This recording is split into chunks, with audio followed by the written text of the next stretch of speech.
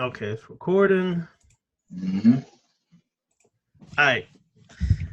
This evening's discussion is hip hop and the occult, the left hand path. We're going to go over various aspects of hip hop from its history to how it influenced or how we influence hip hop. It works in both ways to the present day, which is actually good because we have two different age group, well, few different age groups here from the older heads to the younger heads. So we're going to get a wide perspective of things, which is good. All right. First of all, hip hop. Let me see. Where can I start? All right. Now here's where it's going to get juicy. You have the accepted view of where hip hop began, when it began, and who started it all. That's the accepted view. But there's also the view that is accepted by more people in the urban areas of where it actually was created. Now, what do I mean by that? The accepted view is that hip hop started in 1973 in Sedgwick Avenue by Kool Herc. Accepted view. There's an alternate view that's actually growing more, that it actually started in the Bronxdale projects in the Bronx in earlier than that, about 1971. Okay. They will tell you Kool Herc started it in 1973. One of the first official black parties was in Sedgwick Avenue, inside the actual recreation building in those places in that apartment complex there. Whereas Bronxdale is more of a project, Sedgwick is more apartment. Okay. Bronxdale was mostly African Americans and Puerto Ricans, predominantly African Americans, but there were a lot of Puerto Ricans at that time. Cool. So this is the opposing views you have right now. Okay. And there's always going to be this when you deal with hip hop. And the reason why is because it's really actually hard to pinpoint it to one exact person. When this style was starting to evolve in South Bronx, it was influences from many different groups who helped bring it about. Okay. So that's one view. According to Grandmaster Caz, he says that it started over there in Sedgwick Avenue with Kool Herc, and that's his view. But then you have, like I said, the Bronxdale view. So we're going to actually just go forward from there. When hip hop first began, hip hop originally started by the DJs. There's DJ Mario, who's from Bronxdale, and then there's Kool Herc. Okay. It started with the DJs. The DJs were like the drummer. That is exactly what the symbolism of the DJ represented in hip hop, the drummer. It all starts with the DJ. Do not forget that. Then people have this misnomer that what came next was the MCs. Incorrect. What came next was the break boys, or the break boys and break girls. B-boys, B-girls is what they were called to shorten it up. Wherever there's a DJ or a drummer, the dancers are close to follow. Then the MCs were there right after, because the MCs would MC, or masters of ceremony. They would motivate the crowd, keep the crowd hyped up, etc., etc., etc. One of the consider one of the first MCs, they'll tell you is Busy Bee, Star Child, La Rock, etc., etc., etc. Again, you're gonna hear various accounts, okay, or MC Cowboy. There's various accounts. You go which one you want to accept. All right. After the DJs came the B-boys and the MCs, and then the graffiti writers, or the street artists, were always around at that time. People gather where parties are at, and they were always, black parties in New York is a big thing. Okay, not so much now as they used to have them back in the day. The black party is a big thing. So the graffiti writers or street artists used to come and congregate there too. So that became what would be known as the four original elements of hip hop. Now, when you look at it spiritually, it does have its evolution and connection to Africa. How so? Well, you have the drummer, which I said in hip hop symbolic of the DJ. You have the artist, which is symbolic of hieroglyphics and those kind of things, okay? Or pictograph art. You have the DJs. I mean, sorry, I said that. You have the MCs, which are symbolic of the griots. Whoever's heard of the griots were storytellers that went around throughout Africa, different tribes, sharing the stories of their tribal lore, tribal history, things of that nature. All right? And you always had the dancers. This is something that's a phenomenon that could be found in Africa, and its evolution is what was found in America in the 70s, okay, when it's really started to begin to evolve. Now, what happens is a lot of people are not aware of this fact. First of all, let me share this. My origin into hip hop started probably around 77, 78, okay? Now, does that mean I was a fan or was I into it? That's when I first heard it. My cousin used to live down the street from Bronx River Projects. Bronx River Projects is where is the home of Africa Bambaataa, okay? So when we were little shorties, we used to walk by Bronx River Projects sometimes, and we would see block parties going on in the middle of Bronx River Projects. Bronx River Projects, a bunch of tall buildings, and there's like a center courtyard. And we would see that, and we would hear the music, and we could see BAM years ago. So I heard it. When I really started getting to it is probably when, you know, it became more accepted commercially, was when Sugar Hill Gang came out. But I had heard it before, okay? But then that's when it became more popular. People got into it. Then my first segue into hip-hop was, and still is, breaking. I was a break boy, still am to today. And then DJing. Now, let me clear this up. People call themselves hip-hoppers and go around saying, I'm a hip-hopper, or whatever they want to say. Then, and for real, true school hip-hop heads, hip-hopper was only a title you could take if you did one or more of the art forms of hip-hop, one or more of the elements of hip-hop. So you could only say I'm a hip-hopper if you did, let's say, MCing and graffiti, or MCing and DJing, or et cetera, et cetera, et cetera. You would not take that title because it was something that was earned through your skills and talent, okay? Not just some title that, oh, I could do these art forms and you could totally suck. No, you had to earn it. How do you earn it? Well, hip hop comes from a warrior mentality. It is the warrior side of us, especially the masculine warrior energy of Shango. It is the masculine warrior energy of Ogun, masculine warrior energy of Set or Setech. It is that warrior energy that gave birth to hip-hop. Hip-hop, the originators came from gangs, okay? Most people do not realize it originated from gangs. Most of them were Black Spades, Savage Skulls, Savage Nomads, et cetera, et cetera, et cetera. They came originally from gangs, and when gang culture started to get too violent, people were seeking alternatives. This is when hip-hop was birthed in that environment, okay?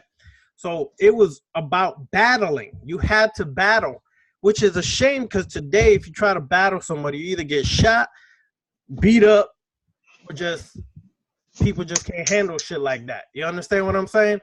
That's not how it was back then. You had to prove yourself in the battle. You had to prove yourself against other people. That's the warrior energy, okay? And this goes back to Africa, because sometimes in Africa, when you have to prove a point, they would let the warriors confront each other for whatever it was necessary, okay? This is a part of what still emanates and what still fuels hip-hop to today. It's just become lesser because the commercial aspect came in, and it kind of deadened that aspect of it, okay? So now, as that, I got into it, and like 81, 82 is when I really could say I was a hip-hopper, all right? This is when there was Cold Crush Brothers. There was Fantastic Five, also known as Fantastic Romantic Five MCs. There was Busy Bee. There was a bunch of groups out at that time that were not as popular until Run DMC came on the scene about 83, 84. Okay, when Run DMC came on the scene, this is when hip hop was starting to be exposed to the masses. around that time, before that, you had two movies. One was a documentary, one was a movie that started bringing hip hop to the public awareness. The first, not too many people are aware of it, but it's a documentary that you can still find. It's called Style Wars. Style, S-T-Y-L-E, Wars. You can find it sometimes. And the documentary basically covers street art, but it also showed hip hop in its essence, okay? Then after that, the movie that really started giving life to hip hop is more people are familiar with is Wild Style. Wild Style is what came out shortly after that.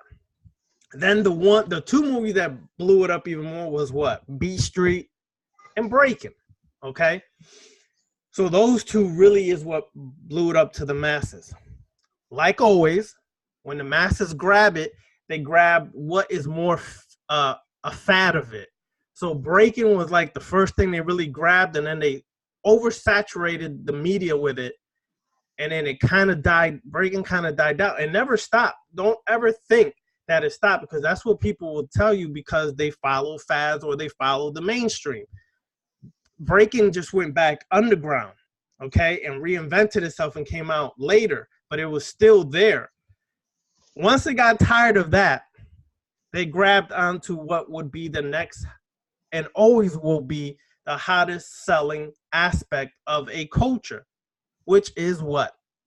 The MCing, the musical aspect.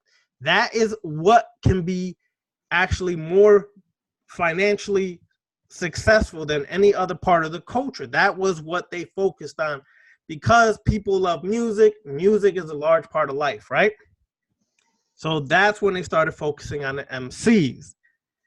So you had Run the Sea, things of that nature. And then my time is from around like 81, well, still to the present, but like my main time was 81 all the way to about 2009 or so. Then I started kind of fading away. I still love hip hop, listen to it, but not as much, because after 2009, a lot of garbage came out, and that's when I got tired of it. Okay, still listen to it, but not as the same. I'm mostly, when I listen to it, it's old school. Anyways, for myself, I was a student of Africa Bambaataa. Around 91, I met Bambaataa, officially actually met him, and wanting to be a part of the Universal Zulu Nation of Hip Hop. I'm sure everybody's aware of Universal Zulu Nation of Hip Hop. It's been around since the 70s, all right? I got down, I met him, and became vice chapter leader of the Zulu Nation in Hartford, Connecticut. My boy became the president or the chapter leader of the one in Hartford, Connecticut. During that time, Bam taught me a lot of ish, okay? He taught me the ins and outs of hip hop that a lot of people don't understand. When he came on the scene, Bam his whole purpose was to bring one of the elements that is currently not being given life to, which was knowledge. His whole purpose was to bring knowledge into hip hop. And that started as early as the 70s. His whole thing was to teach knowledge, and Bam studied everything. He studied the spiritual to the occult. He studied a lot of things. So when in the Zulu lessons, you will see incorporation of 5%er, Nation of Islam, Ansar, Masonic. There's a lot of different aspects that he put in those lessons to educate the masses. You got to remember that Bam was a part of a gang. And in all gangs or families or sets, they always have teachings. That's a part of their, basically their structure. He brought it into Zulu Nation and hip hop to educate the masses. So a lot of my influence that I learned from hip hop came from him, and also as well, in 1991, I got deeper back into breaking. And I started to be taught by Mr. Wiggles of Rocksteady Crew, and as well as Crazy Legs. Okay, I was with them almost all the time for like 2 years straight. All right. So I also learned from the Rocksteady Crew a lot of shit that's missing in hip hop as well. okay, or that is not talked about a lot. So through them, I learned the warrior aspect of what it means to be a breaker, okay? What it means to be a breaker, what it means to actually be called a break boy or b-boy. It's called break because you would dance to the break of a record, okay? I wish we could play music here, but you know, if I do that, YouTube's gonna flag this and for copyright issues, right? That's their problem. I don't like that part, but this is what they do. But I don't know if any of y'all have ever heard Dance to the Drummer's Beat, okay? Dance to the Drummer's Beat, let's dance, right? And then there's the break that comes in, boom. Well, that part right there is the break. That's when the breakers would come out, open the circle, and they would start to battle, okay? That's when the battles would come out, two rival crews would come out, much like you see in B Street, and we would go at it, okay? What they show in B Street, that's not really breaking music. People think it is, and it became Hollywoodized, all this electronic sound to it. That's what they connected to it. No, real hip-hop, real break boys or B-boys and B-girls will break to things like Dance to the Drummer's Beat. James Brown is another one that's big in the breaking community, all right?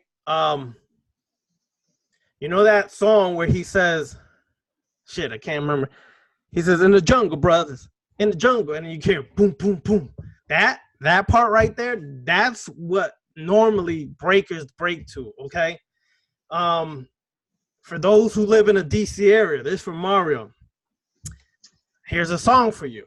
Doing it in the park, doing it after dark. Oh, yeah, Rock Creek Park, right? You know the break in the record? That's another popular break, all right? Even Aretha Franklin, rock, steady, okay? Like Mario getting hyped up. That's the OG shit coming out. Anyway, all right? So that's what a breaker meant. The DJ now. The DJ represented the one who charged the crowd up and absorbed the energy from the crowd. Straight vampiric occult practices right there, okay? The DJ feeds off the crowd feeds off the DJ. So what the DJ would do is he would have or she would have to have a wide collection of music from various genres, okay? Not just R&B, not just different, it was all genres, right? Yeah, that's right, Duma. Donald Burr, Rock Creek Park. See? Duma from up there too, so you know what I'm saying? He know. But anyways, so you would have to have a variety of music. Your whole goal as a DJ was to find the best breaks in the music to keep the crowd dancing. How you did that was take two turntables, okay? And you would take the record and cut it back and forth. In other words, you would keep the break and then you would cut it back to the other record and go back and forth to keep that beat as steady and long as possible, okay? Grandmaster Flash is credited with a lot of this, okay? But don't also forget, you had, what's his name? My mind went blank. You had Grandmaster Flash, I think it's Grand Wizard Theodore. They're also credited a lot with this. Grandmaster Flash is credited a lot with the scratch, okay? He brought the scratch into there. And DJ Jazzy Jeff from Fresh Prince, he's credited with bringing what you would call the transformer, okay? He brought the transformer into hip-hop where he would take the scratch and actually transform it. It's just a little history lore. I'm getting chills because, you know, I go on and on. So I'm eventually past the Rogue Titan because I'd be hyped off this shit, right? So anyway, so that's the DJ's purpose. The MC, like I said earlier, is to motivate the crowd. The MC also feeds off the crowd, and the crowd feeds off the MC, okay? So in order to really be an MC, it's not so much just getting up there and throwing some rhymes. It's being able to hype the crowd up, okay? To keep the crowd hyped up. That's what MCing is really about with serious lyrics. You'd have to have serious lyrics. This is something that's gotten out of hip-hop today.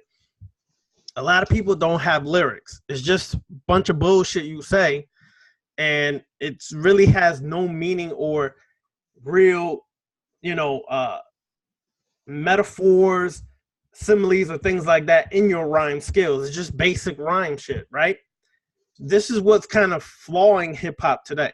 But in order to really be an MC, you had to be able to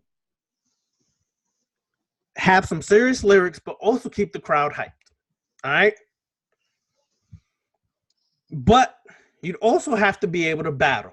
That's the most important part of an MC, is being able to battle. Now it's just about being pretty, looking cute, you know what I'm saying, dressing flashy, and making some songs that, got some beats and make people dance. It's all good because some of the essence is there, but you lost the essence of battles.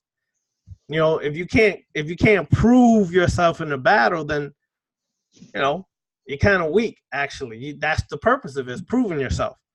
So anyways, from that time to today, then the street artists have always been around. The graffiti, that's always been an influential part of hip hop. Why? Well, hip hop was about expressing yourself, and a lot of times it was expressing yourself against the society norms and the society oppression.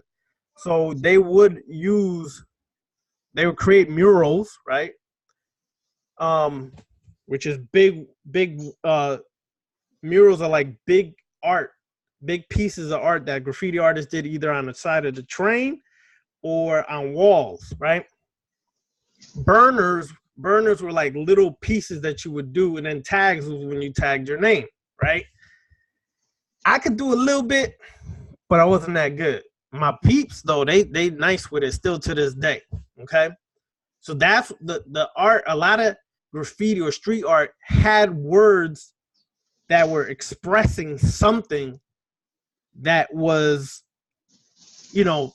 going against the suppression that the people of the time were going. You got to remember, when hip hop was born, the South Bronx, which I'm born in that environment, the South Bronx is straight bombed. Go back and look at clips from the South Bronx from the 70s to like 77. It looks like actual war took place there. It looked, all these burnt buildings, all this brick everywhere, all this garbage everywhere. That's the South Bronx. That's what birthed hip hop. Okay, it wasn't birthed in a pretty ass environment. Everything was nice and cute. It was birthed in straight gutter, the most gutter you can have. I remember there was times people would get, and they showed us in B Street, people will go into abandoned buildings and steal the electricity from the street to start parties. Okay, I've been into some of those parties myself where they would do these things. So what you see, some of those things are actually depictions of what was taking place in the Bronx at that time. So when you look at that hip hop, it's a part of your actual essence. It's a part of your culture, not just from a present day modern standard of what was created now, but it's also from the origin all the way back to Africa to today. Okay, that part is still there today, and it's still so very much a part of it. The problem, like I said, is people gotta start taking the shit back from what it's become. If you don't take it back, it's only gonna get worse. It's gonna become more kindergarten rap. It's gonna sound like kindergarten rap, and a bunch of crap is gonna be out there. So the real MCs, the real DJs, listen, what is hip hop without a DJ? Why nobody uses DJs anymore, y'all? That's like you not having a drummer anymore. Okay? If you don't have a drummer, you can't dance. The drum is the essence of music. The drum is the heartbeat of music. Just like it's your heart, when you record your heart and you play it back, it sounds like a drum rhythm. I don't know how many people have actually got to hear a heart, but it sounds exactly like a drum rhythm. How can you allow that to be taken out of a culture you began? It's impossible to fathom, but it was done. And I remember when they first started to do it, you started to see these MCs performing on stage less and less with DJs, right? And everything went to the DAT machine. You got to have the DAT machine, right? It became less and less. Listen. So that in essence is what became hip hop today. Now, my time for hip hop, my real time was 81, like I said, but from 81 to like 87 was everything to me. KRS-One came out, Rakim came out, okay? To this day, and I'll say this, and I'm going to pass this to Rogue Titan. To this day, I will battle anybody. No, let me stop. To this day, I will tell you right now that I still will say KRS-One and Rakim are one of the top 2 MCs ever alive to this day, okay? I'll say I'll battle anybody about that right now. They're still some of the best to this day. Rakim, lyrically, today if he came out, he destroyed people. Rakim, and KRS-One, they would destroy people. But anyways, let me pass it to my brother Rogue Titan so he could give us some insight. All right, go ahead, brother. No doubt. Appreciate the breakdown and the history of that shit, man. Yep. Now my era, you know what I'm saying? I came up, I was born in 1982, right when you just got started into this shit. You see what I'm saying? So I am a lot younger than you when it comes to that aspect. But growing up, the first type of hip hop that I fell in love with was hardcore, violent ass gangster rap. So that's circa 88, 89, right around when NWA was at its peak. Because I know you remember right before that, you had the whole you know what I'm saying, the Tribe Called Quest, Queen Latifah. The pro-black movement. Pro-black movement was honestly, big at the time. We growing up, the whole Public Enemy, that music, I didn't like that type of music because because it's still to this day, my favorite form of hip hop is extremely violent gangster music. Right. That type of shit. So when I heard it's like, man, I ain't trying to hear that shit, that peaceful shit. So when NWA came out, I was with it. You see what I'm saying? When some Roxy shit came out, 2 Live Crew, I was with that type of shit. So like Spice One, MCA, all the West Coast niggas that was on that gangbang shoot 'em up shit, I was on their body. Because it appealed to my darker nature. It appealed to my more the occult aspect of myself, or what I'm not realizing. You see what I'm saying? Because those types of taboos within our hood, as far as killing and drug dealing, pimping hoes and shit like that, those things are looked down upon by like the masses. But you know what I'm saying, within the neighborhood, that's all the things that's going on. So from that point on, and it was just some West Coast shit, but right when 92, 93 came out, everybody know that's when Wu-Tang came out, and the rest is history for me, because it was something about their music. I was already a fan of Chinese, Japanese karate flicks and shit. So when I heard their music and the samples that RZA used to incorporate within it literally triggered something in me. Like it was almost like it was a form of chaos, is what it was to my whole reality, what I thought music should sound like. So I'm like, what the hell is this? You know what I'm saying? I'm hearing samples and shit. I'm hearing niggas get cut up and kicked in their face and shit. So, but while I'm hearing the music, I'm seeing the visuals, and I remember all them flicks. So I'm like, man, this is a whole different, this shit is cinematic. You see what I'm saying? So it was a paradigm shift in me. But luckily, at that time, within my hood, I had a couple 5%ers in my hood, right? And I ain't know nothing about this shit, but I'm listening to all this shit. And I'm reciting the lyrics on this shit while I'm hooping on the basketball court. Niggas, the OGs in my hood brought me to the side, like, you know what I'm saying? What you know about all of that? You know what I mean? I'm a literally walking karaoke machine when it comes to hip hop lyrics. Like I can cite shit and I just know it. And I was, you know what I'm saying, start spitting these bars, and they was like, you know what I'm saying? What you know about this? What you know about Elijah Muhammad? What you know about all of this, all type of shit? So I'm all ears. You see what I'm saying? Yep.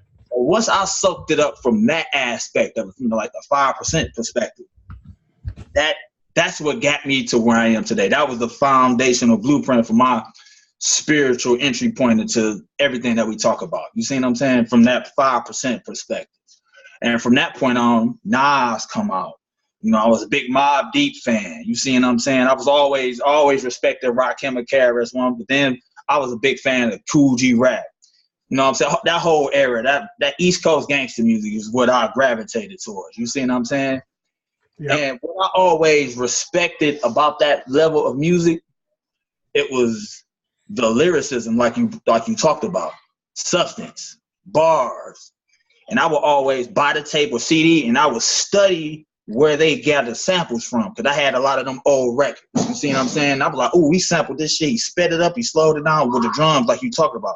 And I can go find a James Brown sample or whatever. Curtis Mayfield sample, whoever it was, and I was always fascinated with the level of creativity that all these producers put into the work and making the soundscape for us to listen to. You see what I'm saying? So from that point on, like I said, I'm a super fan of hip hop music, and I got, like I said, Wu-Tang is my favorite group of all time. Second is Mobb Deep, and after that, it's a big ass drop off. You see what I'm saying? It can be Outkast, it can be whoever, but those were like the staple points of my growth as far as that level of music. And I will say so now. Now you talked about it being watered down and just not a lot of lyricism and shit, things like that. It's underground. Yep. And what I appreciate about it, a lot of fluffy shit that is going on, because it makes the hip hop fan have to really dig and appreciate it when they do find that hardcore essence of hip hop, that it still exists, it's still there. And the reason why it's more impactful to me now is because the mainstream masses of music is watered down, so it's more dense. Once you get some good shit, it's more dense. It means something even more so because there's not a lot of it out there like back that. to the essence. Yeah, so I appreciate it more. Like far as like, I'm a huge fan of Griselda Records. Anybody know me? I'm Westside Gun, Conway, Benny the Butcher. That's my level of shit. You see what I'm saying? Because they restored the feeling when it comes to that hip hop, that hardcore East Coast gangster music with lyrics, with samples, with drum snares and shit like that. You see what I'm saying? So that's why I still love it. You see what I'm saying? I still appreciate it because I see how everything just goes in cycles as far as styles of clothes.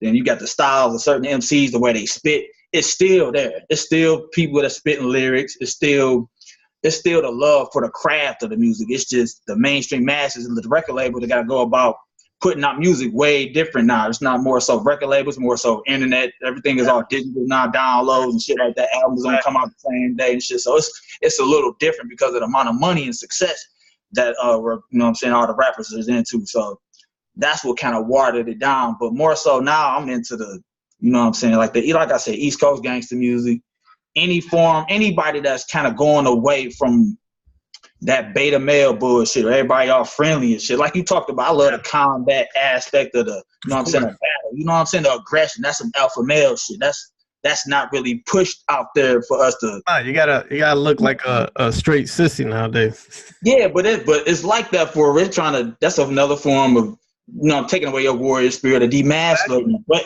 it still exists though. That alpha shit still exists. This nigga still battling. This motherfucker still doing it. It's just not on the main. It's not the thing that he's trying to market. Y'all heard of Team Backpack? You said what? Team Backpack? Yeah, you know that old type of shit. You see what I'm saying? So, but it's still there. The music is still there. You see what I'm saying? Anybody know me? I'm a critical hip hop fan as well. I got my opinion on this type of shit. I got my top 5 MCs. I got my top 5 producers. You know what I'm saying? We can always go back and forth on that. We're gonna do that towards the end, though. You know, no doubt. Controversially towards the end. Oh yeah, I've talked about a lot of that shit. But yeah, like I said, I appreciate the hell out of the creativity that we put forth in any form of music, but especially hip hop, because that's what I love it. You see what I'm saying? That's the first music that I really fell in love with, and that's just testament to chaos energy.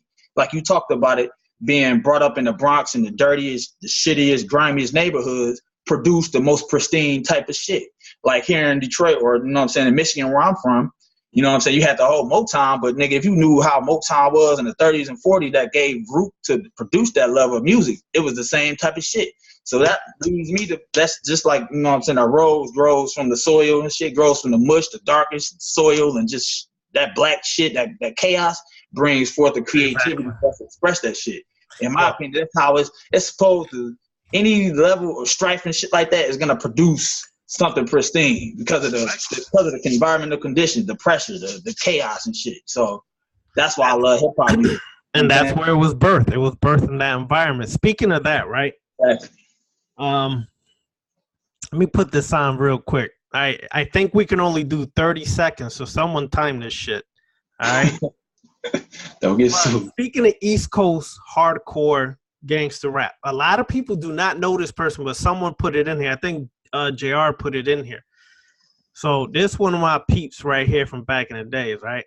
Now just listen to the ill beat and just listen, y'all. Just the beat, and then when he comes in, see if some of y'all real heads know.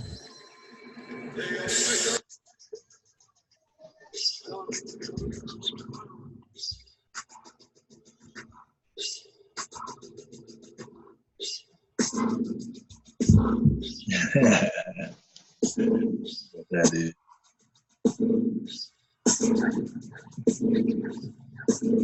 All right, let me pause that so we don't go over time, and let me go a little forward when he starts actually emceeing. Let me see.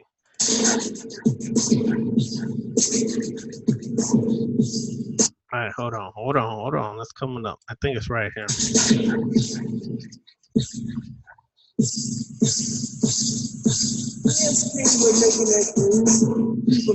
Hey, what the hell does that mean? One whole boy became a man. One, I knock him out. Anybody know who that is? Let's see. I forgot, but I know the fucking song. Ain't that weird? Schooly D. Nah, now when I hear that, now this is crazy because most niggas think I'm woke and I'm conscious. I gotta listen to some. I gotta wear a hotel pad and a kufi with Nah, that. I'm total opposite.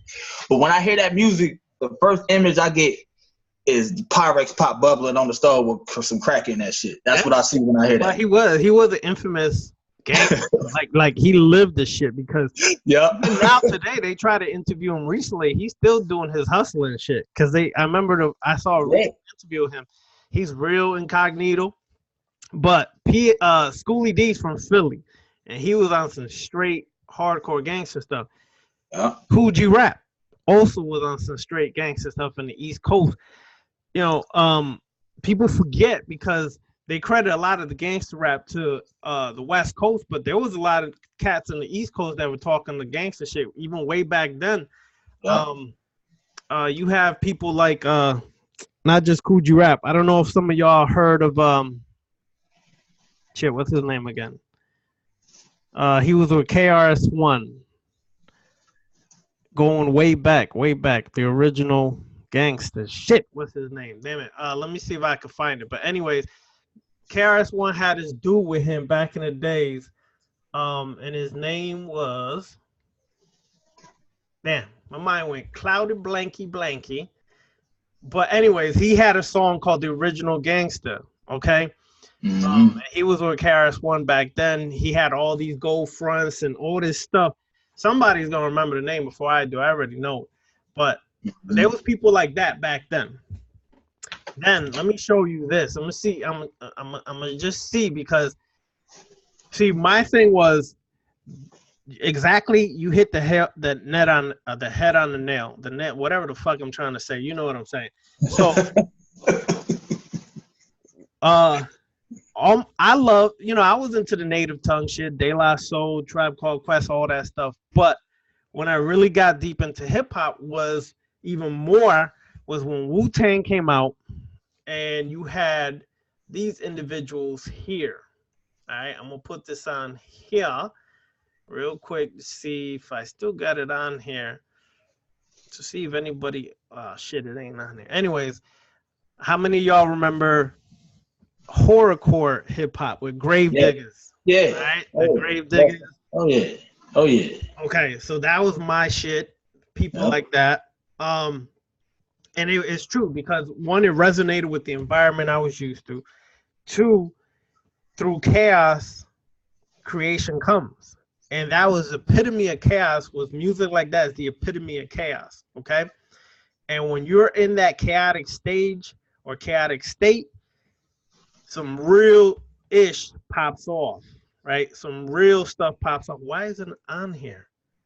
All right, MOP. How many of y'all know MOP? Oh, come on, man. Don't get me started, dog. Just don't get me started. So, yeah. So, anyways, when we look at that time, that's when you start to see more of the influence of the occult coming stronger into hip hop was during that time.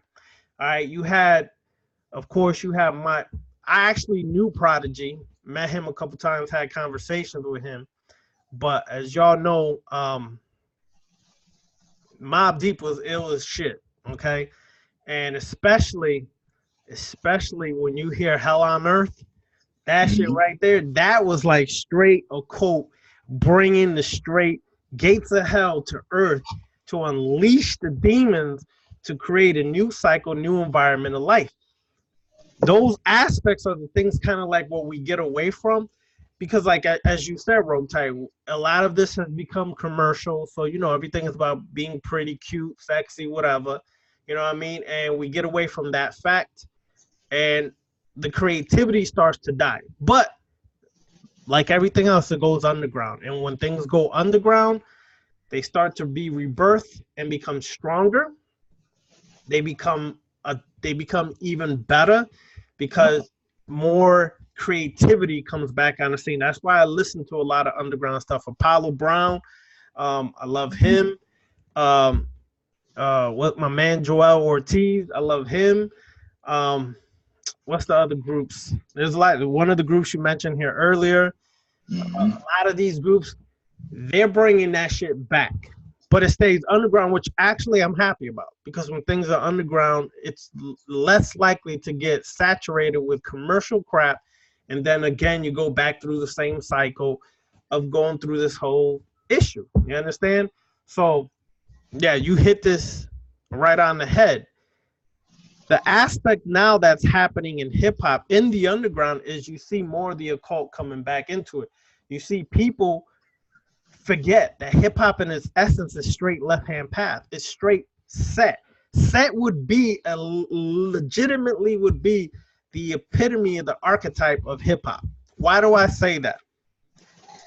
MC is about being an individuated consciousness. The MC itself, the whole aspect of being a rapper, is to stand out as an individual and be creative. That encompasses and embodies the actual energy of what set would be. And when you look at that, that would be the archetype that is connected to hip hop today. You have other archetypes, like for example, a female who reminds me kind of this feminine warrior aspect will be Remy Ma. Remy Ma, when she first came back out of prison, was eating niggas' panties alive, right? So she kind of toned it down, but she was eating that shit for breakfast, lunch, and dinner. You can't forget there was a lot of females that was on some straight gangster stuff, like Lady of Rage, Afro Puffs. I know some of y'all remember Lady of Rage. I used to be in love with her, by the way. Keep that secret now. But anyway, Lady of Rage with her Afro Puffs. You have females like that. MC Light was even on some vicious stuff at one time back in the days. So you can't forget the feminine warrior aspect is also in hip hop. But what happened is that, like always in everything, they kind of tone that down, because it seems like anytime you bring battles back into hip hop, people get all, you know, scary and oh no, we shouldn't be battling. Where you been at? That's hip hop, son. That's how it was birthed. That's how it started, and that's how it's always gonna be. For anybody who's seen the show Get Down, how many of y'all seen the show Get Down on Netflix? No, I never watched that. All right, watch this. If y'all haven't seen the Get Down, watch it. The Get Down is basically centered around the birth of hip hop in the 70s. In Grandmaster Flash, they show Flash, they show Kool Herc, Bambaataa, their influences. They show how the battle scene was. Each DJ crew would battle another crew. All this shit was real shit that they were really doing, y'all. Okay? But I forget to say this. I just remembered. Do you want to know why hip hop became commercial? I got this straight from Bam. The sad aspect is this. Our own people did not support hip hop when it first came out. Meaning the black record labels did not want to put hip hop out. This is why when you go to hip hop and you look at Sugar Hill Gang and these other groups, the first labels they came out on was white labels. They did not come out on black labels because people were not supporting their own. So what happened is eventually Bam and them took hip hop downtown. In New York, downtown is Manhattan. Okay, that's considered downtown. Everything's in Manhattan. They went to clubs in Manhattan. They started going to clubs in Manhattan like the Roxy and things of that nature. Okay, and what happened is this is when they started to put on a show. When you look at African Bot and the Soul Sonic Force, that's a show. They're dressing up. When you look at Grandmaster Flash Furious 5, they looked like they was dressing up, right? You see how They had like, they looked like the Isley Brothers and things like that. Okay. The reason why is because our own people would not support hip hop, and they were promoting it downtown to the Caucasians, because that's who was starting to support hip hop more than their own people. That's a sad shit, but a real reality that we forget. So hip hop early on started to become commercialized because we did not support it the way we should have. Why? Because the older generation, the older heads was like, oh, that's that street shit, that's that street music.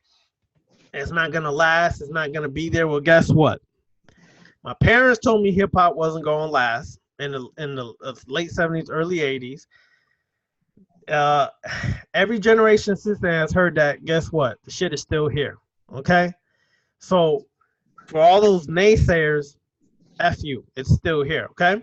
Right. But the point is, that's what happened to hip hop, and that's how it started to get distorted, is because from one of its early inceptions, it was already not being supported by their own people. Our own people would not support hip hop. So this is why it's always been fragile, in a sense that we don't and stopped really promoting our own shit and gave it to other people to promote. Demetrius alluded to that earlier. That's why you have the influence of hip hop that it is today. That's why they took hip hop and feminized it. Okay? They feminized it. And if you don't believe that they feminized it, look at the clothes people are wearing. Okay? Look at how everything is intermerging, where nowadays you have rappers out there that you don't know what gender they are. Okay? And that's done purposely, because that's the way you kill the warriors within this culture of ours. You kill the warrior essence by taking that away and making it some popcorn rap. So it's always been up to us, y'all, to take this shit back, period. If we don't take it back, it's not going to happen. So, for example, Rogue Titan. Mm-hmm. What do you see is a way that hip hop can be utilized today, especially by people in the left-hand path? Before you answer, let me say this. Mm-hmm. A lot of people in the left-hand path tend to be, of course, Caucasian, okay? But don't get it twisted. The left-hand path originated in environments such as India and Africa, okay? It's always been there. So we've always birthed this individuated consciousness within a collective conscious community, because Africa in itself is a collective conscious community. The aspect of Africa, most of the culture of Africa is community consciousness. Everything is done for the community. But within there, you had people rebel and become more individuals. From Set on down, you can find in all aspects of Africa people rebelling to become individuals. So being that said, okay, you have individuals in the left-hand path. A lot of them are Caucasian. So a lot of their music that influences them is rock music, heavy metal, things of that nature. But as a melanated person walking the left-hand path, hip-hop may be what is your music. So Rogue Titan, how can one, now we're going to get to the juicy, how can one utilize hip-hop on the left-hand path as a chaos being? Very simple. Are gravitating towards those forms of music that's looked at or frowned upon. Like when Wu-Tang came out, they didn't ask. They kicked in the motherfucking door and said, nigga, we here, you got to deal with us. That type of energy of going against the grain, going against the whatever the way the current is, by being that ripple effect that's changing the whole tapestry of how we even listen to fucking music. That type of shit, because that's the type of shit you want to tap into as far as a left-hand path practitioner of being isolated consciousness, being able to stand on your own and be able to self-deify yourself and not giving no fucks about what anybody else is saying about that shit. You see what I'm saying? You here, you making your presence known, niggas just gonna have to deal with your energy. So they're gonna have to fall in line. You feel me?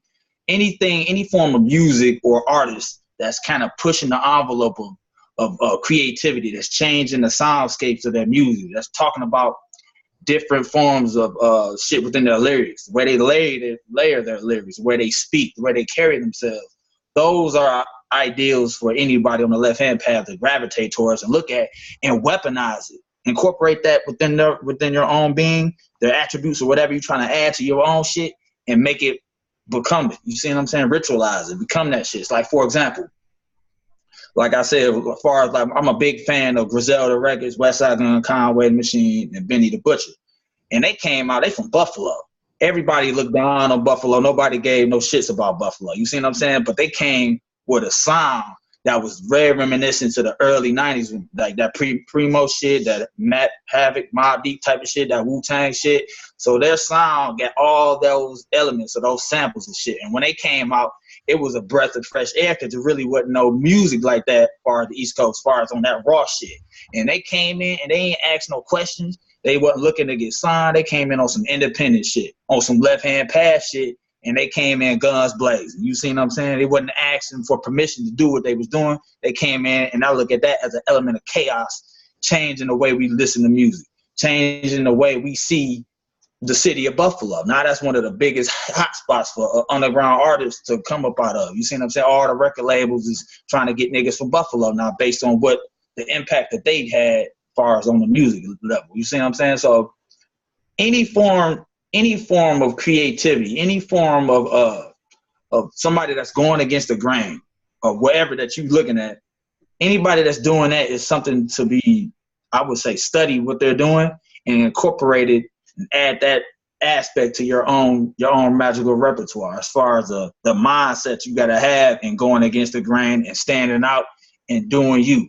You know what I'm saying? But no, don't ask questions. Don't ask for permission on this shit. Just rock that shit, and motherfuckers just gonna have to fall in line. They're gonna have to adapt to what you're doing. They're gonna have to adapt to your chaos. That's what you are. That's the energy we're working with. You see what I'm saying? So that's my approach on this shit. Another artist that I look at, my favorite MC of all time, I'm just gonna say that, is Rock Marciano. That's my favorite MC ever. But his style and the way that he's so different than everybody else, the way he approached his lyrics, the way he approached his beats, goes against the grain from a traditional MC on how they, you know what I'm saying, how they rock their music. And that's a form of chaos. That's a form of him standing on his own because he's an independent artist. A lot of major labels want to sign him, but he keep it isolated. He keep his music condensed in that chaos, or his creativity is gonna be his own, and ain't gonna have no record label influencing him, telling him to make a record for the radio, for the ladies, or for this group of people. He keep that shit himself. And that's a left-hand path perspective, and he turning down multi-million-dollar deals to keep his craft his own, to keep his imprint, to keep his empire on what he doing, his music his own. So he owned his master, got his creativity, and he taking a left-hand path approach. When a lot of 9 out of 10 of these niggas would have jumped at any deal these record labels are throwing at them just to get on the radio, just to get more spins, more notoriety, getting interviewed on Ellen DeGeneres show, whatever, all that type of shit. He turned that shit down. He kept his music pure, because that's what hip hop is, like a breath of fresh air. It's like fucking pure water, and it ain't stepped on, so to speak, by record labels, by the, you know what I'm saying, all that old, you know what I'm saying, the popular music. You ain't gonna hear this shit on the radio. So you know when you hear this shit, it's gonna be some potent shit. And I look at that like drugs. It's like a drug that's real, that real good shit. You gotta, you know what I'm saying? It ain't readily available for everybody. You know what I'm saying? Good music is not readily available on the radio. You really gotta dig for this shit. And when you find it, you appreciate it. And when you appreciate it, you can hold on to that shit. You see what I'm saying? So that's how I look at today's music, and I actually appreciate the watered down bullshit, because it's gonna, you know what I'm saying, we left-hand path practitioners, we dig for information. We appreciate the adventure and finding that real shit that's gonna be utilized for us from a cult perspective. When we find it, we know what to do with it. Same thing applies when you find good music. You see what I'm saying? It's gonna be some raw shit. It's gonna be some good shit. When you find it, you can appreciate it, because the energy on it, based on it, you know what I'm saying, based on the disparity between how the masses music is and when that good raw shit, that energy and all that pressure that's, you know what I'm saying, going into the creativity of their music is going to be that much more potent, because it's not a lot of it available. It's not a lot of it on the, you know what I'm saying, on the radio and shit like that. So you appreciate it more when you hear artists that's keeping it quote unquote real, keeping it, you know what I'm saying, loyal to their fan base that brought them to the wherever level that they at. You see what I'm saying? Not catering to the masses, not catering to what the record label telling them to make music, A&R and all that old bullshit. They keeping it raw, they keeping it, you know what I'm saying? They coming with their own creativity and they going about that shit from a left-hand path perspective. And I can appreciate that shit. That's why you don't see a lot of groups. You see what I'm saying? Now, you probably don't see a lot of groups because of the money, but as far as there's a lot of artists that's going their own road. They going their own route on the independent route, like Currency, Freddie Gibbs, artists like that that's really keeping it gangsta on the underground tip, but making enough money to sustain their underground career. But they keep their music pure. You can tell it's them that's making the music. It's coming from their soul. It's not coming from somebody telling them how they need to make a record. Oh man, you need to do a song with Lil Wayne. You need to do a song with Drake so we can get, you know what I'm saying, more spin. They keep that shit 100% there. You know what I'm saying? And they turn down a lot of major labels to keep that money within themselves and to keep the creativity flowing coming from them. And I appreciate any independent artist that can turn down some multi-million-dollar shit to keep their music theirs and still make enough money to sustain their career. And I appreciate that shit. So that's my perspective on how you should approach that left-hand path shit when it comes to music. So that's some real shit. I like that. Also, let me say this from a ritualistic perspective. Like, for example, if some people listen to music when they do their rituals, right? You don't always have to listen to ambient satanic shit, or you don't have to listen to a lot of that. When I want to bring the warrior energy out, I'll put some straight Wu-Tang, Winter Wars on there. Okay. Don't get me started. Don't get me started, please. I'll put on there some Mobb Deep. Yeah. I'll put on there some Group Home, which was down Primo, baby. Yeah. That's what's up. I put all that on to bring the warrior aspect out. You do not have to, and I'm going to repeat this again, you do not have to constantly listen to ambient music or things like that to do your ritualistic work. Use what you have. Use what you know, a part of what's your upbringing, your culture, things like that, and incorporate it into your rituals, okay? Mm-hmm. Incorporate it into your rituals because that is what's going to resonate with your soul. That's going to resonate with you on another level than when you listen to this other stuff. Because one, you grew up with it, okay? Two, it charges you up like as if when you were younger, okay? And three, it's going to bring the warrior essence out, okay? Yes, the demonic feminine is power. The demonic feminine is what's resonating across this planet. But do not forget that the masculine, the demonic masculine, is just as important as the demonic feminine.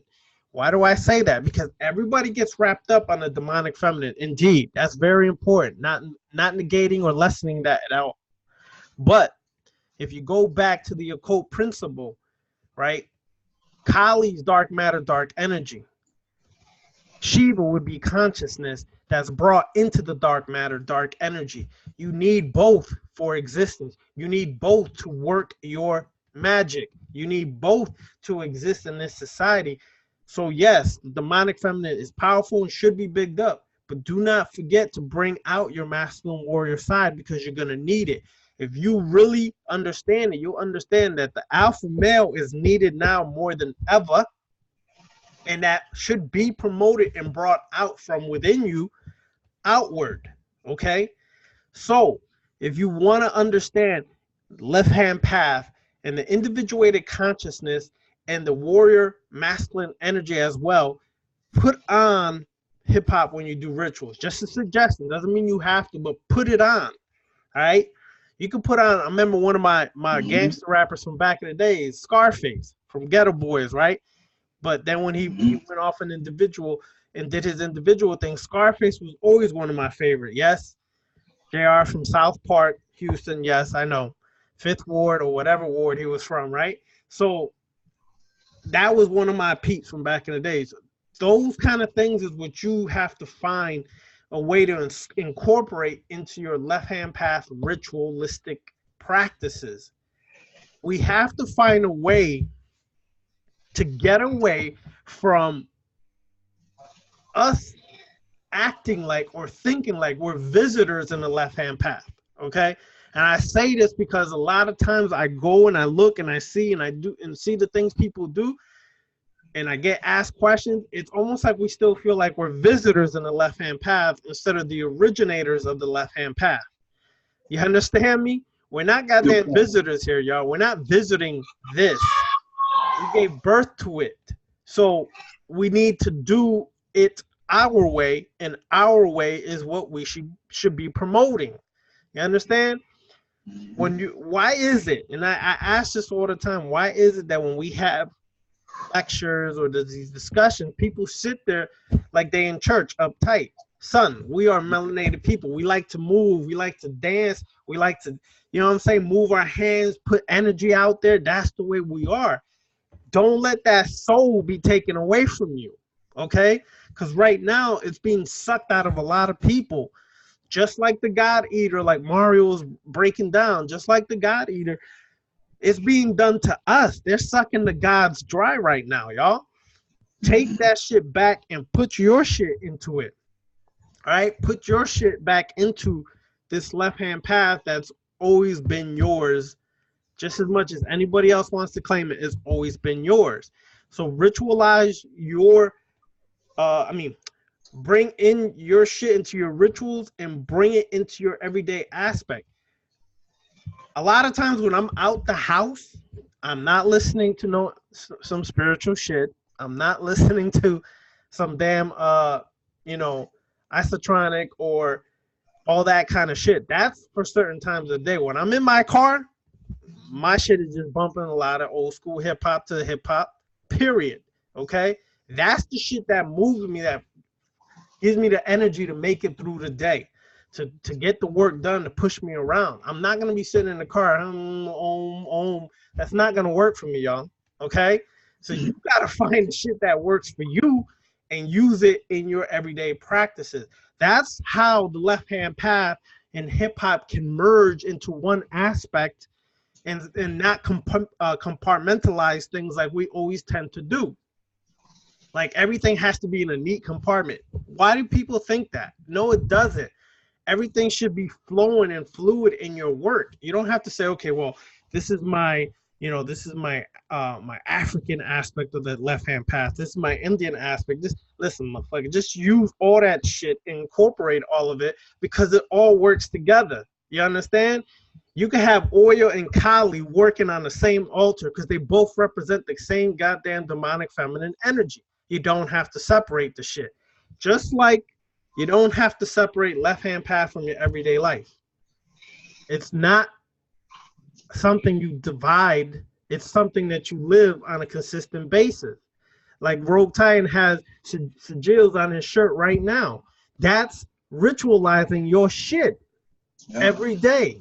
Okay? If you work in an environment where you have to be more conspicuous about it, I know it's gonna sound strange. Put a sigil in your goddamn boxes or your panties, goddammit. They don't gotta see the shit. You know what I'm saying? Put it in your pocket, in your wallet. If you have a purse as female, put it in your purse. But ritualize every aspect of your everyday existence. Don't separate that shit like, okay, I'm only gonna do left-hand passion when I'm home. Well, then you're not gonna get the results you want. You understand? You should be able to bring and incorporate this every aspect of your life. See, Brother Rogue Titan can keep pulling sigils and sigils out because he incorporates it. All right. Demetrius said here, Mormons have sigils on their underwear. You should work this ish. Okay. You can put it on your screensaver. Venus Love says the same thing. I have a lot of sigils on my screensaver that change weekly. You should be able to incorporate all of this. Bring your shit back into this. All right, let's take some questions real quick before it gets too late. All right, one question, everybody. One question each, and then we'll go from there. 1 second. All right, Demetrius, you first. Alrighty. Well, this has been a good topic. Thanks for the history lesson, taking me down memory lane with some of this stuff too. But yeah, it's good to see some of the modern hip hop too that is getting more into the occult. some of that. I've listened to some. I can't remember. Think of the artist. There was a guy at work that was listening to him. I'm like, man, what the hell are you listening to? And I started listening to him. Like, you have no idea what he's talking about, do you? Yep. So, so some of these groups, like the R&B groups, like Earth, Wind, and Fire. I mean, they worked with the guy named Master Naba back in the day. Brought a lot of mysticism, spirituality, old sciences into their music. Because you listen to their music, it does affect your body. When you listen to their stuff, you're like, damn. So, but I love this topic because it's powerful. When you're talking about ritual music, in the tradition that I'm initiated into, they talked about the old witch queen. She would listen to like some black metal or death metal when somebody was getting blown up or something, when they had to do something. Yeah. Channel that current. That's it. That's what you gotta Put it in there. But I'm the same way when I'm out in the streets with my music. My music list is crazy. I might listen to something that's Om Namah Shiva, and it might go into some Tupac. So that's it. Depending on where I'm going, somebody asks me, "What you listening to?" Music to burn a building down to. Yeah.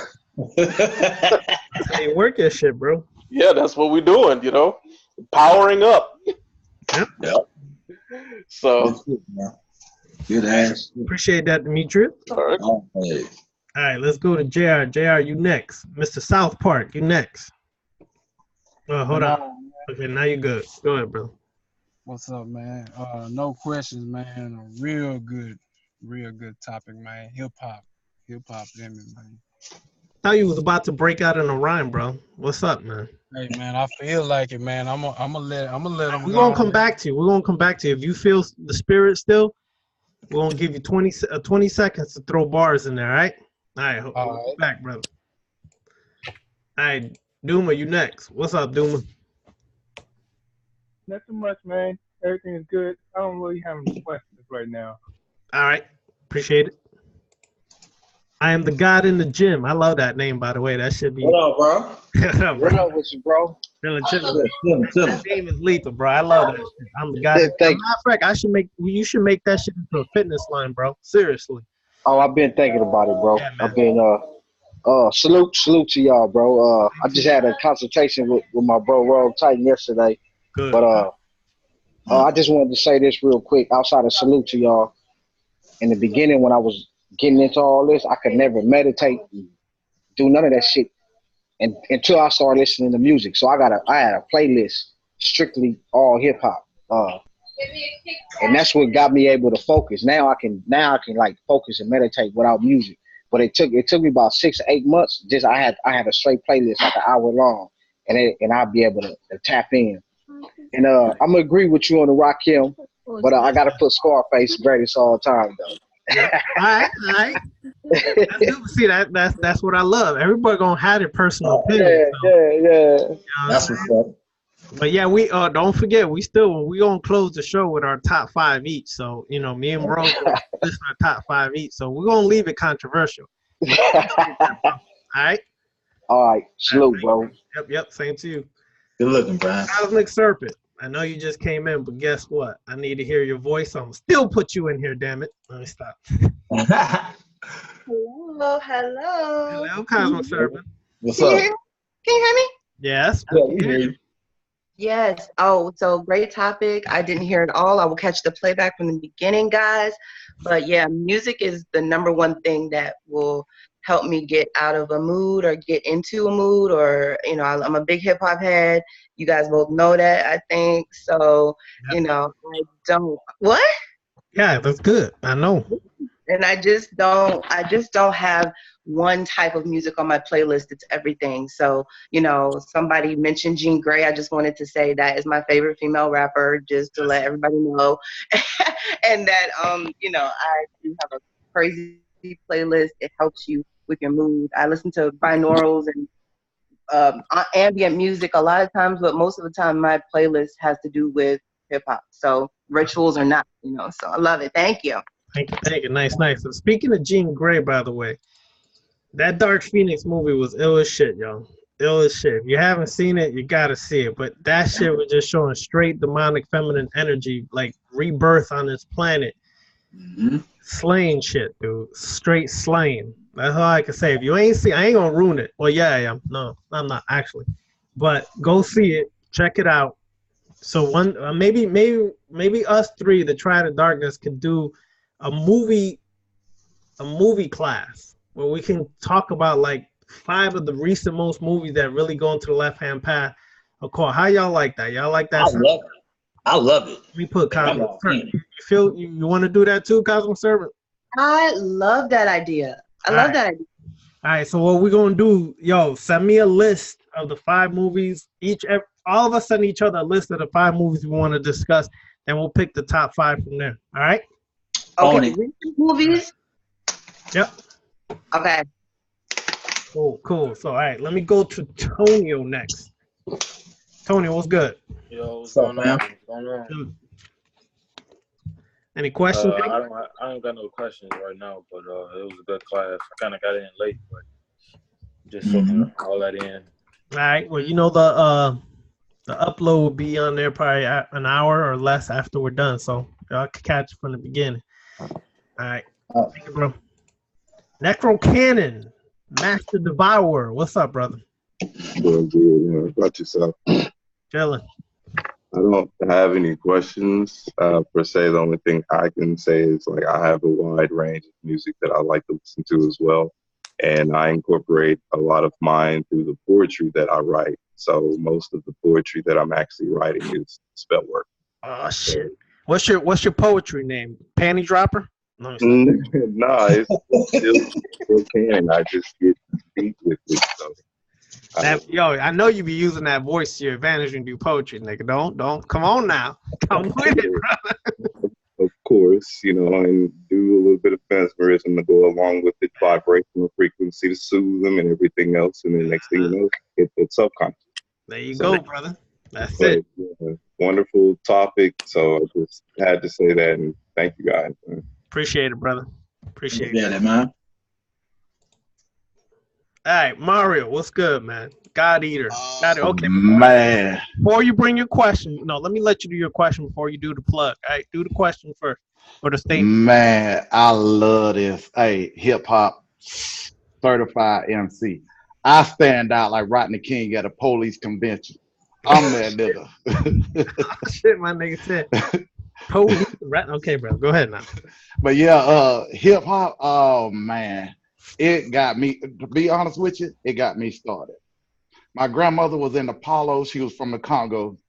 I'm not like a lot of them folks that you hear that say, oh, yeah, Apollo so-and-so. No, my grandmother was from the Congo. Yeah. But hip-hop is what influenced me the most. I mean, big time. I still braid. I still do throw-ups, tagging, still DJ, you name it. Elements of hip hop, that's me. Nice. All the way. Nice. Well, you're gonna have one day we're gonna have to get together. When we have a group get together, you're gonna have to DJ while I break. I got the rust. I'll shake off the rust for that, brother. I'll shake off the rust. I'll give you my top 5. You gotta play Apache. Anybody who knows yes, breakbeat, gotta have Apache. Rock Creek Park. Dance to the Drummer's Beat. That I'll send you the other 2, but that's okay. I got you. So, brother, give your plug. All right, before he does that, let me say this. Brother Mario shared some information with me. Some of y'all seen his recent altar on Instagram. The shit was lit. But he shared some information on what else came to him, and I'm gonna let him build on that shit because that shit was ill what he said. So, break it down, Mario. Okay, y'all check this out. All right, I had this dream. I'm going to try to make, I hate to use the word try because I look at try as a lack of. So I'm going to go ahead and say it like this. I had this dream about one of my close friends or whatever. She came to me and was telling me about some of her issues and stuff. So I made a penis candle for her, but I filled the penis candle up with snake venom, different poisons and all that stuff, and gunpowder. So I made the candle for her, and I sent the candle to her. She did some work with it, and then some other people did some work with it also, some other women. So I wanted to make candles for women, like all the trauma they have dealt with in their life, being beat on, molested, raped, you name it. So I made these candles. And Twin, I call her Twin, she contacted me and was like, "Hey, I did the ritual that you provided, that you wrote. I told her to make it her own." And she was like, "Oh, it worked." And because I said I was gonna call the candles "fuck 'em," since it's a penis.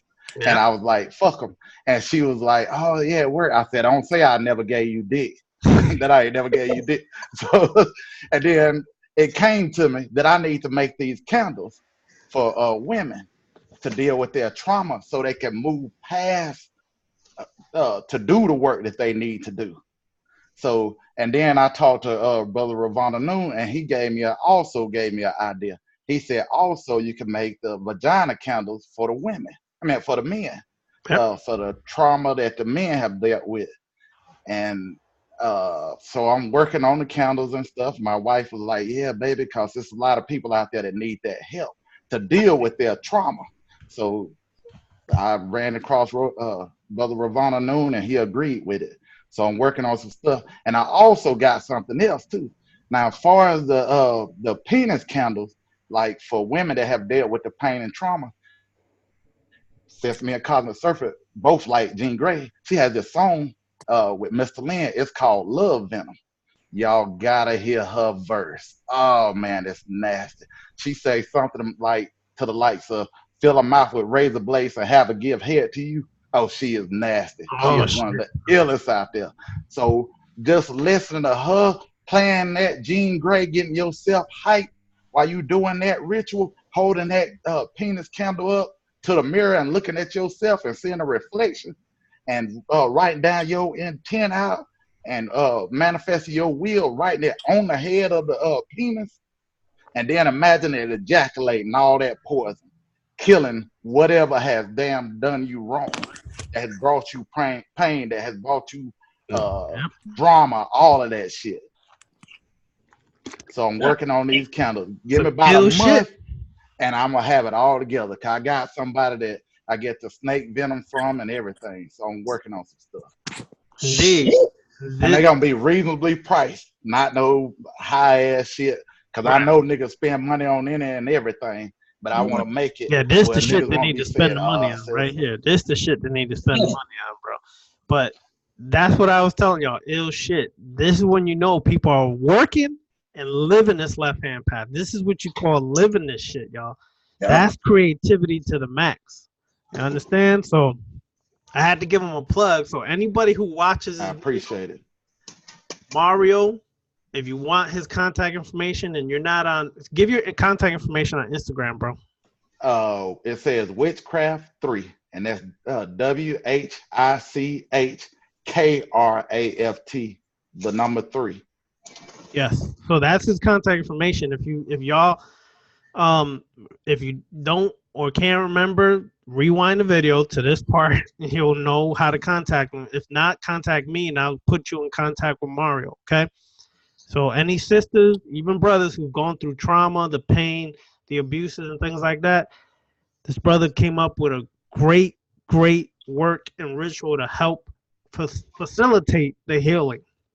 Not healing in a sense where you want to baby yourself, healing as you're destroying and devouring that shit that's affected you all your life. All right.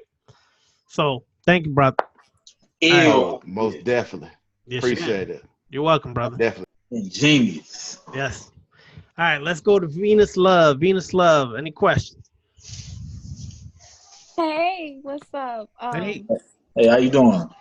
Hey, y'all, what's up? What's up? I came in a little late, but what I wanted to talk about, y'all was talking about hip hop and using it for your rituals. You know, I'm from Louisiana, and like for me, like when I really want to do some dark magic, I'll turn on that old BG and old Soldier Slim, and it's just like she gonna make. Oh, it'll take me to I did that shit last year. Oh my God, I fucked somebody up. That's good. That's good. But another thing I wanted to add was about the sigils. I do a lot of sigils too. And like what I'll do is like if one of my booze come over or whatever, like I'll do like a sigil in the air, like air magic, you know what I'm saying? And then it's like when they come in, they be like, wow, it feels good. Whatever word or whatever sigil I put, they always tell me that they feel it. So that's how I know it's definitely working.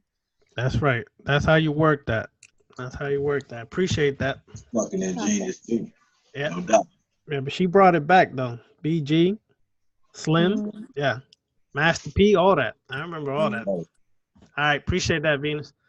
For sure. All right, Lady Mystic, what up? Oh, hold on. I thought I unmuted it. Sorry. Lady Mystic, you there? Yeah, can you hear me? Yes, I can hear you now.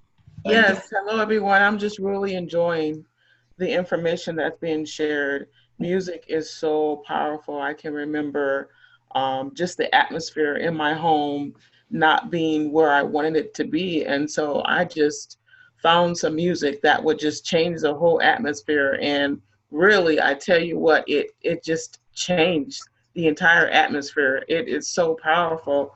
I've never really incorporated using music or rituals, but I'm definitely going to try that. And thank you so much for sharing. I really appreciate the information. All right, you're welcome. Welcome. Mm-hmm. All right, so let's. All right, Rogue Titan. Let's finish this off with controversy here, brother. Oh yeah. I want you to give me. I gotta write mine down before I forget. I got my shit in my head. Like I got this. You know, I do this all day. Give me your top 5 Now, all time. My top 5 MCs of all time. Right now, listen.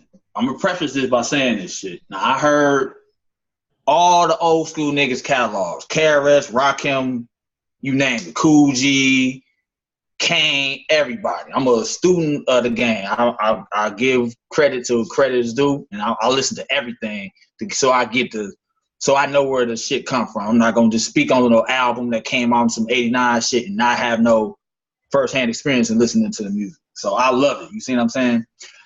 Now my top 5 MCs. I'm gonna start out at number 5. No, I ain't. I'm gonna start out at number 1. I gotta do it number 1. My favorite MC of all time is Rock Marciano.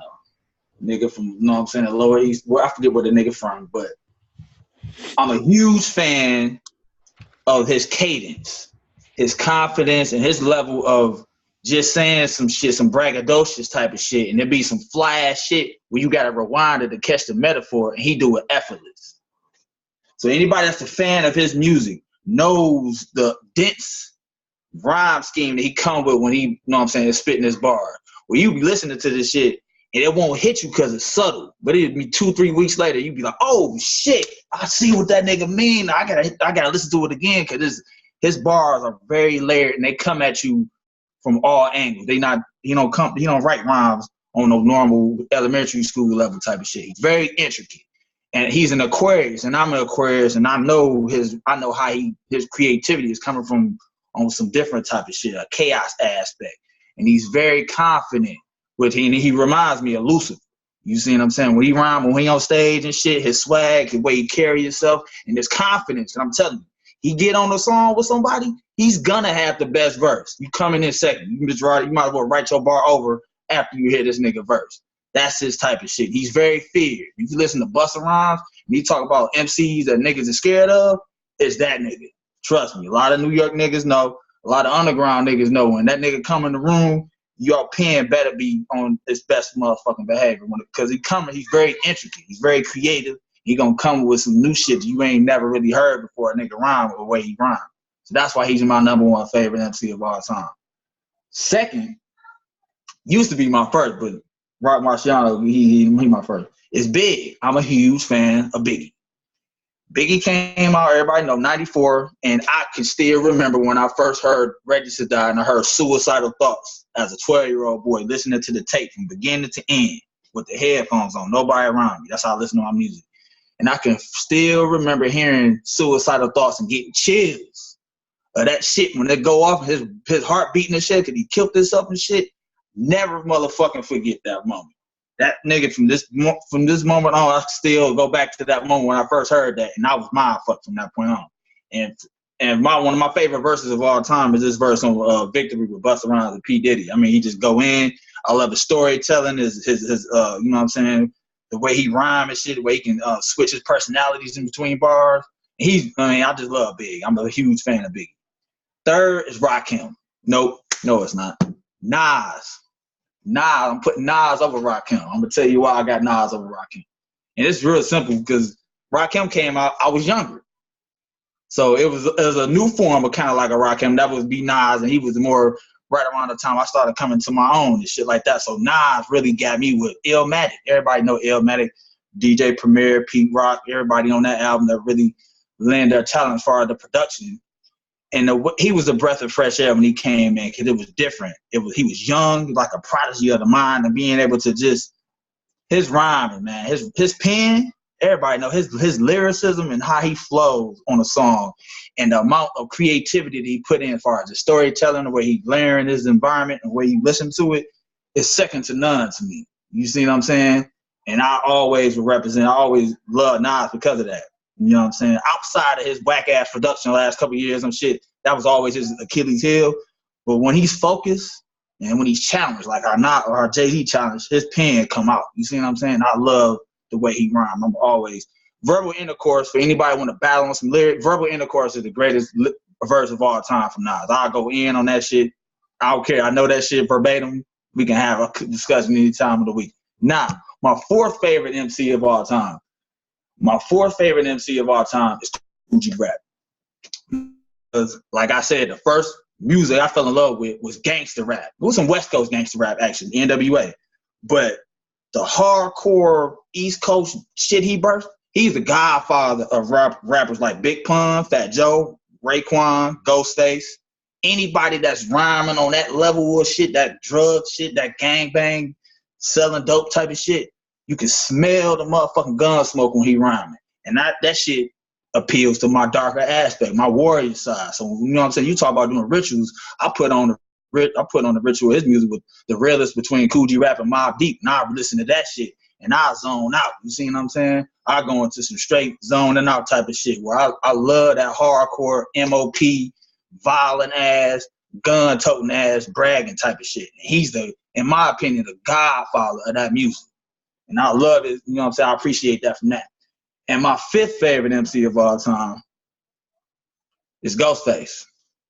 Anybody know Ghostface, nigga? I gotta rep my Wu-Tang niggas, but Supreme Clientele is my all-time favorite album of any kind in music history. You see what I'm saying? That shit gonna be playing at my funeral.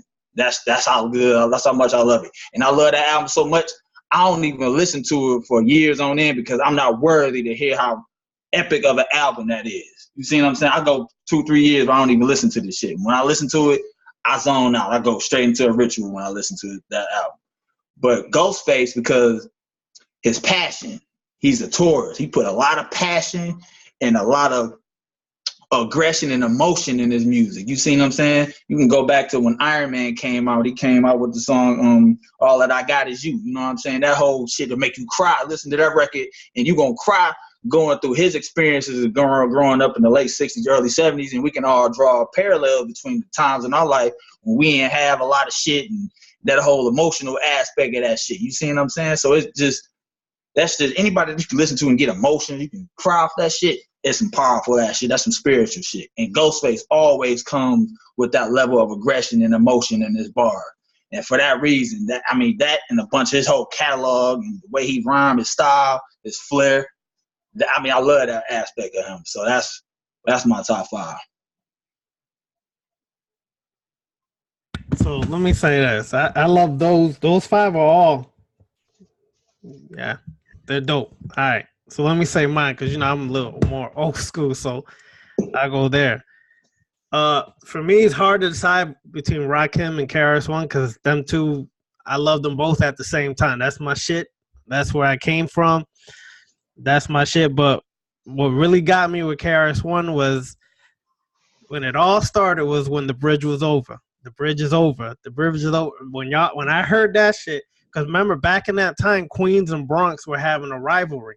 Okay, right. I was there during that time. The rivalry was setting off. When he dropped that was it. He just killed and murdered everybody with that song. That song still to this day, if you drop it in the club, still will light niggas up. All right, so I put them tied for 1. I know it's unfair, but goddamn it, I had to do it. All right, number 2.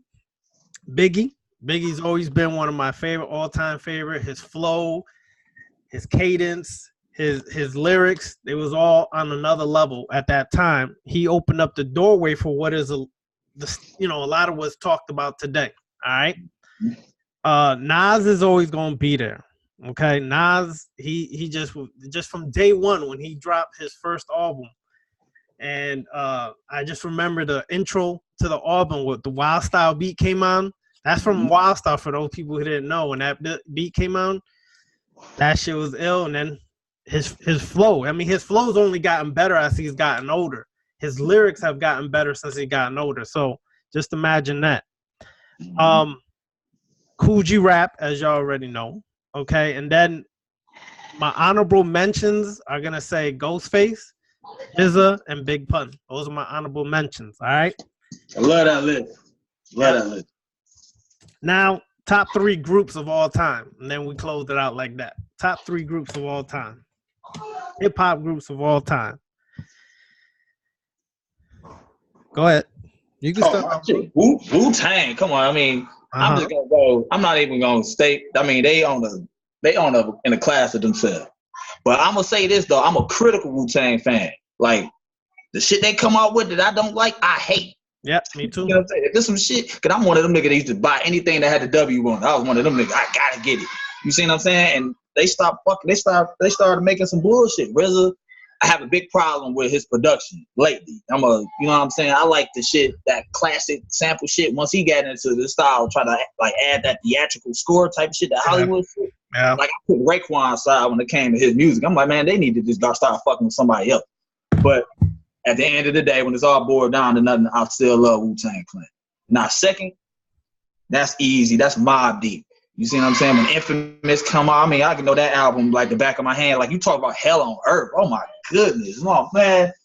Oh, he brought back some feelings with that shit. That's like 96 shit. You see what I'm saying? So I just, I love that music. I love Havoc. Havoc is one of my all-time favorite producers. And Prodigy at that time was, his pen game was very ill. You know what I'm saying? Queensbridge, whatever. His pen was on fire. You see what I'm saying? That street shit, that thug shit. Love it. Now my third, this is very, very controversial for me, but I have to put MOP as my third. And because the Warriors album in the year 2000, you remember that shit? Yep. Oh my God. Man, that's one of the greatest albums ever made. It's just, I can literally put that on and smell gun smoke because of how many niggas died far at the bar they was spitting on that album. Absolutely love that. They one of the most underrated groups. Because, they straight alpha male warrior aggression with the shit. You know what I'm saying? Amplified and backed up by Primo and his beats and shit like that. Them hard-ass drums, them snares, them kicks. Man, don't get me started. Love fucking MOP. Now, I could have put Capone and Noriega up in there, too, because, you know what I'm saying, the War Report came out. CNN. Oh, don't get me started. So it's MOP and Capone and Noriega. They kind of like, you know what I'm saying, right up on the neck and neck. And then, I throw in, you know what I'm saying, I always was a fan of Outkast and shit like that. I got to give a lot of credit to them South niggas. You see what I'm saying? They was different. You see what I'm saying? They actually appealed to my nature. I love the lyricism they came with, and it was different. You see, it wasn't that gangster shit. It was on some pimpalicious, out of this world, space alien cadet type of shit too. So I can, you know what I'm saying? I like that music. So those are my top groups, but it's like 95% though, Wu-Tang and Mobb Deep, though. That's what I really listen to the most. So. All right, well, my top 3 are almost the same as yours. Wu-Tang always will be the illest group to me ever. Always. All right? Always going to be one of the illest groups. And then Gangstar is one of my illest groups ever. Because Premier was just ill with the shit, and Gangstar. And Guru's flow with the was like perfect. It was just that shit was ill. So, and then honorable mention group, although a lot of people sleep on them, and they were just straight, different.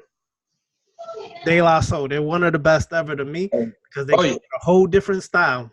Oh yeah. Different flow. To this day, if you put on plug tuning right now, that beat when it drops, boom.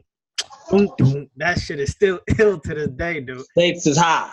Yep. Stakes is high is my shit. That's their best album ever right there. Yes. That's the best album ever. So that's it. So we'll finish with that. And like I said, next time the Triad of Darkness come together, We're gonna do probably next week. We're gonna do this top 5 movie thing. Then the next 2 weeks, I'm gonna have a couple guests on here. So I hope everybody shows up for the guests to support the guests. I'll let y'all know who it is next week. Okay. Corleone is one of them. Yeah. Yeah, gotta get him on here, man. That show gonna be lit to the motherfucker. Yeah. You know, I gotta hit him up again, but he was recovering from an injury, so right. Yeah, I gotta wait till he's here, but hopefully he'll be here in 2 weeks, and then I'm gonna have another guest, so we'll see from there. But next week we're gonna do top 5 movies, okay, of occult, movies that we can discuss that's recently come out. Okay. We're not gonna go way back, because we go way back. We'll be here for days, hours, and weeks. So top 5 movies, y'all. Remember that. Top 5 occult movies. We'll discuss that next week.